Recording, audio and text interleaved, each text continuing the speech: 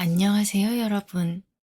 오늘 제가 여러분께 들려드릴 이야기는 정말 어디서부터 시작해야 할지 모르겠네요. 지금도 생각하면 가슴이 답답해지고 화가 치밀어 올라요. 제 인생에서 가장 소중한 것이 뭔지 아세요? 바로 제 아들 준호입니다. 준호 아버지는 준호가 겨우 5살 때 갑작스럽게 세상을 떠났어요. 예상도 못했던 현실에 저는 힘들었습니다. 어린 준호는 매일 밤 물었습니다. 엄마, 아빠 언제 와? 저는 이런 준호를 보며 다짐했어요. 이 아이만큼은 절대 불행하게 키우지 않겠다고요. 그때부터 제 인생은 오직 아들을 위한 것이었습니다. 새벽 4시에 일어나서 청소 일을 시작했고, 낮에는 식당에서 설거지를 했어요. 손이 트고 허리가 아파도 참았습니다. 그렇게 열심히 하루하루 살았고 아들도 하루하루 건강하게 자라주었습니다. 좀 자라자 엄마 걱정해 줄 줄도 알았어요. 준호가 학교에서 돌아오면 항상 물어보는 말이 있었죠. 엄마 힘들지 않아요? 엄마 걱정돼? 엄마 하나도 안 힘들어. 우리 아들은 걱정하지 않아도 돼. 정말 괜찮아. 엄마는 우리 준호만 건강하면 전혀 안 힘들어. 준호는 정말 착한 아이였어요. 공부도 열심히 했고 엄마 걱정도 많이 했죠. 중학교 때부터는 아르바이트를 하겠다고 했지만 저는 절대 허락하지 않았죠. 준호야, 너는 공부만 해. 그게 엄마가 원하는 거야. 사실 준호와 저를 힘들게 한 건 단순히 우리 둘만의 외로움이나 힘든 일 때문만은 아니었습니다. 남편이 없다는 이유로 얼토당토하는 동네 쓰레기들이 저에게 추근덕거렸어요. 모르고 살았는데 그 멀쩡해 보이던 인간들이 다 쓰레기였나 싶을 정도였습니다. 저를 남편 없다고 우습게 보는 거였죠. 이런 일들은 아들에게도 마찬가지였습니다. 아직 멋모르는 친구들 중에 아빠 없다고 놀리는 애들도 있었고요. 다 큰 어른들도 쓸데없는 말을 하며 아이에게 상처를 줬습니다. 준호야, 아저씨가 아빠 해줄까? 아저씨 엄마랑 만나도 괜찮아? 어린 준호는 무슨 일인가 싶어 저만 멀뚱히 바라봤어요. 이렇게 똥파리들이 저희 주변에 꼬여갔습니다. 안 되겠다 싶었어요. 순하게만 살다가는 오해받기 십상이겠더라고요. 평생 한 번 안 해본 욕을 하기 시작했습니다. 강해져야 했습니다. 네 마누라한테 지금 한 얘기 그대로 전해줄까? 같이 가자, 지금. 저는 앞장서서 성큼성큼 나서는 신용을 했습니다. 아이고, 준호 엄마, 농담한 걸 가지고 왜 그러나? 그런 농담은 네 마누라한테나 해. 여기는 얼씬하지 말고. 저는 갈수록 억세졌습니다. 내 아들을 지켜야 했으니까요. 상황이 이렇다 보니 저희 모자는 애틋할 수밖에 없었죠. 저도 아들의 행복만을 생각하며 고된 현실을 버텨낼 수 있었고요. 아들 준호는 내 아들이었지만 착하고 심성이 바른 아이였습니다. 저는 항상 바빴고 비뚤어질 만도 했는데 단 한 번도 그런 모습을 보인 적이 없었어요. 아들 눈을 바라보면 항상 제 걱정이 어려 있었죠. 그래서 저는 더 강하고 씩씩한 모습만 보이려 노력했습니다. 아들, 엄마 이제 그렇게 힘들지 않아. 그러니까 엄마 걱정하지 않아도 돼.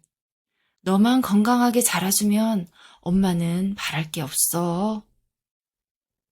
작은 청소업체로 시작했던 일도 조금씩 자리를 잡았고 직원 10명 정도로 꾸려가며 상황이 조금씩 나아졌습니다. 준호는 그렇게 속 한 번 썩이지 않고 고등학교를 졸업했습니다. 아들 졸업식에 참석한 저는 아들이 그렇게 자랑스러울 수가 없었어요. 엄마는 이렇게 자라준 네가 정말 고맙다.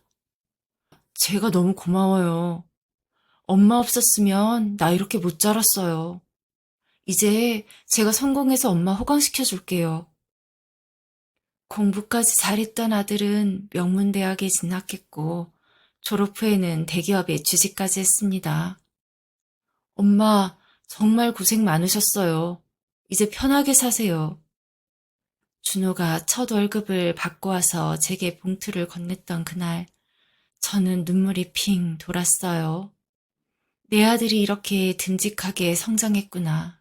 정말 뿌듯했죠. 그렇게 그때부터 마음 편한 하루하루를 보낼 수 있게 되었습니다. 아들이 무탈하게 잘 지내고 있으니 더 이상 바랄 게 없었죠. 그런데 준호가 29이 되던 해 어느 날 갑자기 말하더군요. 엄마, 소개할 사람이 있어요. 어? 누구를? 제 여자친구요. 순간 제 마음이 복잡해졌어요. 아들이 몇 번 연애도 하며 만남을 가지는 걸 알고 있었지만요. 이렇게 소개까지 하려는 걸 보니 이번엔 결혼을 생각하는구나 싶었죠. 기쁘면서도 한편으로는 걱정이 되었습니다. 현실적으로 또 준호에게 상처되는 일이 생기지는 않을까 걱정도 되고요. 그래, 엄마도 궁금하다. 언제 한번 집에 데려와라. 일주일 후 준호가 여자친구를 데려왔어요. 이름은 미연이라고 했어요. 첫인상은 사실 생각했던 이미지는 아니었습니다. 제 아들 준호를 생각하면 뭔가 조신하고 조용한 아가씨를 데려오지 않을까 생각했었거든요. 그런데 그렇지가 않았어요. 많이 외향적인 스타일인 듯 했습니다. 그런데 내가 이 아가씨를 어디서 봤지? 분명 어디서 본 것 같은데 기억이 나지 않더라고요. 그럴 수 있지 생각했습니다. 내가 아는 누군가와 닮았나 보다 생각했어요.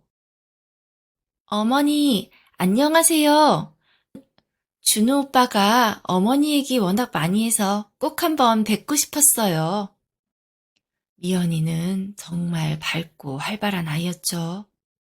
준호와는 정반대의 성격이었어요. 준호는 조용하고 진중한 편인데 미연이는 말도 많고 애교도 많았습니다. 처음엔 너무 밝은 모습에 살짝 어색하기도 했지만요. 하지만 이내 다시 생각을 고쳐먹었죠. 똑같이 조용하고 진지한 것보다는 한쪽은 활발하고 애교도 많으면 오히려 성격적으로 잘 맞을 것 같았어요. 사실 아들도 미연이의 그런 모습에 반한 거였더라고요. 저도 말이 없는 편이라 둘이 집에 있으면 절간 같았거든요. 그런데 그렇게 밝은 아가씨를 만나니 바로 마음을 빼앗긴 것 같았어요. 이런 거 저런 거 보지도 않고 푹 빠져버린 거죠. 그래도 큰 걱정 안 했습니다. 미연이도 어떻게 살아왔는지 알 수는 없지만 누군가의 귀한 자식이었을 거고 또 저렇게 밝은 걸 보면 분명 잘 자랐을 거라고 생각했거든요. 어머니, 이거 한번 드셔보세요. 어머니 입맛에 맞을지 모르겠지만 어머니 드리려고 만들어 봤어요. 아이고, 이런 걸 왜 가져와? 고맙구나. 처음에는 좋았어요. 미연이가 저한테도 싹싹했고요. 그런데 뭔가 어떻게 표현해야 할까요? 너무 완벽해서 그 속에서 살짝 불안한 마음이 꿈틀대기는 했습니다. 어머니, 준호 오빠 어릴 때 어땠어요? 사진 좀 보여주세요. 어머니, 요리 비법 좀 알려주세요. 준호 오빠가 어머니 요리를 너무 좋아해서요. 어머니, 제가 오늘 어머니 어깨 좀 주물러 드릴게요. 사실 같이 있으면 쉬지 않고 얘기하고 웃고 떠들었습니다. 그래, 둘이 행복하게만 살아다오. 기도하고 또 기도했습니다. 6개월 후 준호가 결혼하고 싶다고 하더라고요. 엄마, 미연이와 결혼하고 싶어요. 그래, 네가 좋으면 엄마도 찬성이야. 상견례장에서 본 미연이 부모님은 의외로 조용한 분들이셨습니다. 시골에 사시는 순박한 분들이셨죠. 미연이는 외동이었는데 힘들게 가진 아이라고 했습니다. 미연이는 어릴 때부터 서울에 올라와 살고 싶어 했고, 그렇게 학교 졸업하고 서울로 올라오게 되었다는 이야기를 해주셨습니다. 이분들은 오히려 저에게 미연이를 부탁하셨어요. 아들 준우가 혼자 자란 부분에 대해서도 전혀 문제 삼지 않으셨습니다. 저는 아들을 키우면서 그 부분이 항상 마음의 짐처럼 박혀 있었는데요. 오히려 이런 분들과 사돈을 맺게 되어 잘된 일이라고 생각했습니다. 미연이는 지방 전문대를 나와 서울에서 조금씩 아르바이트를 하며 지내고 있었습니다. 외모도 평범했고요. 친정 사정도 여유가 없어 보였어요. 미연이도 모아놓은 돈이 없고요. 저는 그동안 악착같이 살아온 덕에 모아놓은 목돈이 있었습니다. 그 돈으로 아이들 집도 얻어줄 수 있었고요. 아들이 미연이 만나 마음고생하지 않고 살 수 있으면 그게 잘하는 결혼이다 생각했습니다.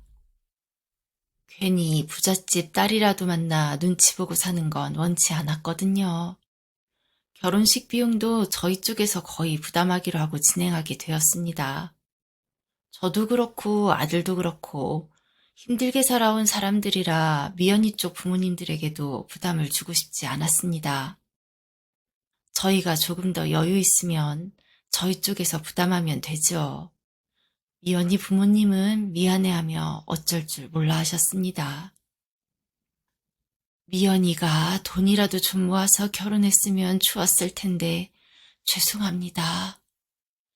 저희도 평생 근근히 살다 보니 이 나이 먹도록 이렇고 살고 있습니다. 아이고, 그런 말씀 하지 마세요. 저희라고 뭐 대단한 거 있나요? 저도 아들 하나 키우며 억척같이 살았습니다.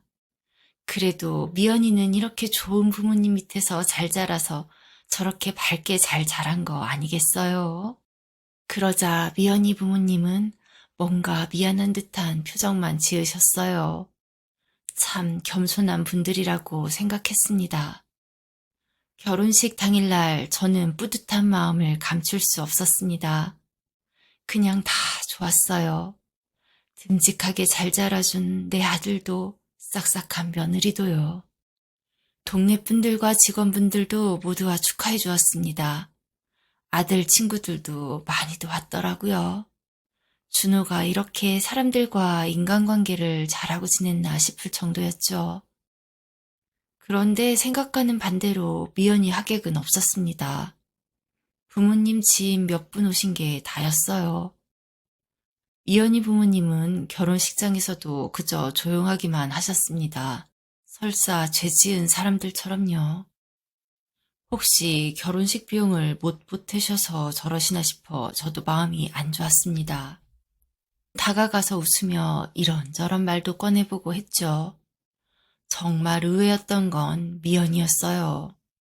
어떻게 지인이 한 명도 안 올 수가 있지? 그렇게 중요한 부분은 아닐 수 있었지만 많이 의외였습니다. 밝고 착한 아이인데 이상했습니다. 미연이도 그게 신경이 쓰였는지 먼저 말을 꺼내더라고요. 어머니, 제가 시골에 살다 올라와서 아는 사람이 없어요. 시골 친구들은 오기로 했는데 갑자기 일이 생겨 못 오게 되었고요. 아이고, 네가 속상하겠구나. 내가 많이 축하해 줄 테니 좋은 생각만 하렴. 저는 이렇게 토닥여 주었습니다. 그렇게 결혼식은 무사히 끝났습니다. 준호야, 이제 너는 한 집안의 가장이야. 엄마는 이제 엄마 인생 씩씩하게 살 계획이다. 그러니 너는 미연이한테 잘하고 책임감 있게 살아야 한다. 작은 일로 다투지 말고 양보하는 마음 가지고. 알겠지? 그래야 가정이 화목해지는 거야. 엄마, 알겠어요. 잘 살게요. 그래도 엄마한테도 잘할 거예요. 이 녀석아, 이제 나는 신경 쓰지 말라니까. 나 이제 자유롭게 살 거야. 저도 속으로는 아팠죠. 하지만 아들이 행복하려면 제가 어느 정도 아들을 놓아주어야 한다고 생각했습니다. 엄마, 결혼한다고 어떻게 그래? 나 미연이한테도 잘할 거예요. 하지만 엄마한테도 잘할 거예요. 안 그러면 내가 행복할 수 있겠어요? 나 다 잘할 거니까 걱정하지 말아요, 엄마. 결혼 후에도 아들과 며느리는 한결같았습니다. 그러지 말라고 해도 전화하고 집에 찾아오고요. 너희 신혼인데 둘이 시간 많이 보내야지. 왜 자꾸 이리로 오니? 저는 농담 반, 진담 반 이렇게 얘기했지만 고마웠어요. 특히 미연이한테요. 그러던 어느 날이었습니다. 오랜만에 친구들을 만나 백화점에서 밥을 먹고 나오던 길이었습니다. 멀리서 걸어가는 한 여자가 자꾸 눈에 들어왔어요. 좀 튀는 스타일이어서 그런가. 혹시 저는 그 여자에게 조금씩 다가가고 있었습니다. 설마 아니겠지? 제가 다가가려는 순간 그 여자가 옆에 있는 남자의 팔짱을 끼더라고요. 안 그래도 일행인 남자와 다정해 보이는 모습이 이상해서 다가가고 있었던 중이었는데요. 그 아이는 바로 미연이었습니다. 외동이라고 했으니 오빠가 있을 리 없고 분위기가 묘했습니다. 저 남자 누구지? 저는 더 다가가려 했지만 놓치고 말았습니다. 머리가 하얘졌어요. 뭔가 단단히 잘못됐구나 싶었죠. 집에 와서 준호에게 말해야 하나 고민했습니다. 하지만 아직 확실하지 않으니 좀 더 지켜보기로 했어요. 그 다음 주 미연이가 저희 집에 왔습니다. 어머니 잘 계셨어요? 여전히 밝은 목소리였지만 아무렇지 않게 대하기가 힘들었습니다. 미연아, 요즘 어떻게 지내니? 잘 지내요. 준호 오빠가 저한테 너무 잘해줘서 행복해요. 혹시 준호가 속썩이면 나에게 말해야 한다. 어머니, 그럴 리가요. 저희 잘 지내니까 걱정하지 마세요. 하지만 그날 이후 저는 뭘 해도 일이 손에 잡히지 않았습니다. 온통 백화점에서 본 미연이의 모습이 머릿속에서 계속 맴돌았거든요. 그리고 아들 내외가 올 때마다 미연이의 행동에 주시하게 되었어요. 하지만 이상한 점은 찾을 수 없었습니다. 혹시 내가 잘못 본 걸까? 그렇게 몇 주가 지났어요. 저는 여전히 그날 본 것이 잘못된 것인지 확인할 수 없었죠. 하지만 뭔가 석연치 않은 느낌은 계속 들었습니다. 그러던 어느 날 뜻밖의 곳에서 진실을 듣게 되었는데요. 청소업체 일로 한 아파트 단지에 갔는데 그곳에서 미연이 친정동네 출신이라는 아주머니를 만났습니다. 저는 반가운 마음에 사돈댁 얘기를 살짝 꺼냈는데요. 그분이 미연이를 알고 있더라고요. 어머, 며느리가 미연이에요? 네, 맞아요. 어떻게 아세요? 그 순간 그 아주머니 얼굴이 묘하게 변하더라고요. 아이고, 사장님이 모르시는구나. 뭘 모른다는 거예요? 아이고, 아니에요. 그러지 말고 말씀 좀 해보세요. 안 그래도 저도 궁금한 점이 있어 답답하던 참이었습니다. 저 정말 괜찮으니 말씀해 주세요. 그분은 한참을 망설이다 입을 열었습니다. 그 아이 어렸을 때부터 동네에서 소문이 자자했어요. 허영심이 워낙 심해서 중학교 때부터 동네 오빠들이랑 이런저런 소문도 많았고요. 동네에서 미연이라고 하면 다들 혀를 내둘렀죠. 어렸을 때부터 애어른처럼 사기 기질도 있고 남자도 후리고 에이구 제 가슴이 철렁 내려앉았습니다. 그뿐만이 아니에요. 고등학교 때는 친구 남자친구 뺏어서 난리가 났었어요. 그 친구가 자살 시도까지 했다고 그 일로 동네가 발칵 뒤집혔죠. 미연이 걔 뻔뻔하게 그 남자랑 계속 만났어요. 아무 잘못도 없다는 듯이. 그러니까 동네 사람들이 다 등을 돌렸죠. 부모님도 얼굴을 못 들고 다니실 정도였어요. 그래서 서울로 올라온 거군요. 맞아요. 동네에서 더 이상 있을 수가 없었으니까. 그런데 서울 가서 좋은 남자 만나서 성공하겠다고 호언장담까지 하고 올라갔대요.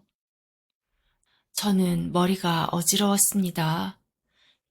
그제서야 결혼식 때 미연이 부모님이 왜 그렇게 위축되어 계셨는지, 미연이에게 친구가 왜 한 명도 없었는지 이해가 됐습니다. 진정이 안 되었죠. 마음이 너무 복잡했습니다. 최근 일이 없었던 것도 아니고요. 저는 미연이와 단둘이 얘기를 해보고자 했습니다. 제 잘못으로 지금 한참 행복한 아들 인생을 망칠 수도 없었습니다. 일단 지난 일은 묻어두기로 결정했죠. 어린 시절 철없이 살았고 지금만 가정에 충실할 수 있으면 내가 죽을 때까지 그 사실 아들한테 말하지 말자 다짐했습니다. 미연아, 내가 오해하기 싫어서 그래. 저는 얼마 전에 백화점에서 있었던 일을 얘기했습니다. 그래, 그때 네가 지금 입고 있는 이 셔츠 입고 있었어. 너 그날 기억나니? 어떻게 된 일인지 얘기해 줄 수 있겠어? 그냥 아는 오빠예요. 그냥 아는 오빠? 어떻게 알게 된 오빠인데? 갑자기 한숨을 쉬더니 말하더군요. 그냥 알게 된 오빠인 거죠. 그냥 그런 오빠랑 그렇게 몸을 붙이고 팔짱을 껴? 미연이는 아무 말도 하지 않았습니다. 그렇다고 미안해하거나 놀라는 표정도 없었어요. 어머니, 제가 그 남자랑 모텔을 간 것도 아니고 이렇게까지 이유를 말해야 해요? 입장 바꿔서 준호가 다른 여자랑 팔짱 끼고 다닌다고 하면 괜찮겠니? 그리고 이 사실을 준호가 알아도 괜찮겠어? 그러자 또 입을 꾹 다물고 있더군요. 우리 준호가 뭐가 부족해서 그러니? 부족한 게 어디 있어요. 착하고 돈도 잘 벌고. 그런데 너무 재미없어요. 맨날 집에만 있고 싶어 하고. 사실 결혼 이후 말을 안 해서 그렇지 저 무지 답답했다고요. 어처구니가 없었습니다. 고작 그런 이유로 남녀가 그러고 다니는 걸 어떻게 이해할 수 있겠어요? 백번 양보에 내가 옛날 사람이라 그렇다 해도 이해할 수 없는 일이었습니다. 그럼 계속 그 오빠인지 뭔지 만나겠다는 거니? 모르겠어요. 모르겠다고? 아까도 말씀드렸지만 그냥 오빠예요. 가끔 만날 수도 있는 거 아니에요? 저 아직 젊은데 계속 오빠랑 재미없게 살 수는 없을 것 같아요. 저로서는 상식적으로 이해가 안 되는 대화였습니다. 이게 며느리가 시어머니한테 이리 당당하게 말할 수 있는 얘기인지 싶었어요. 그럼 계속 남자 만날 거야? 저는 재차 물었습니다. 그건 어머니면 오빠한테 말 안 하면 되지 않을까요? 준호 오빠도 행복하게 살고 있잖아요. 미연아, 너 지금 무슨 소리 하는 거니? 현실적으로 생각해 보세요. 제가 준호 오빠를 떠나면 힘든 건 제가 아니에요. 오빠 못 버틸걸요? 오빠, 이미 저한테 푹 빠져 있어서 벗어나기 힘들어요. 저 오빠 같은 스타일 잘 알아요. 어떻게 잘한다는 거야? 그러자 말을 멈추더군요. 저는 이 아이의 뻔뻔함에 말이 안 나왔어요. 지금까지 저 어머니한테도 잘했잖아요. 앞으로도 그렇게 할 거예요. 그러니까 일 크게 안 만드셨으면 좋겠어요. 미연아, 너 당장 나가라. 어머니, 나가라고 했다. 당장. 어머니가 준호 오빠한테 말씀하실 거예요? 당연하지. 그럼 저도 할 말이 있어요.